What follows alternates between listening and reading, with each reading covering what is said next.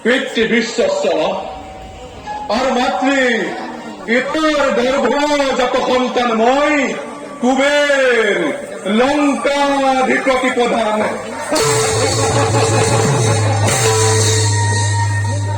এয়াই মাথু গৌরব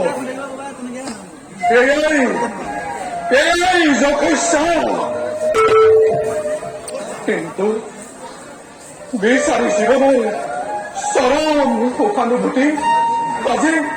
আজি ব্যৰ্থময় দেৱতাৰ অমৰাৱতীয়ে বাৰে বাৰে মুখে কিন্তু বদ্ধ আজি মই এই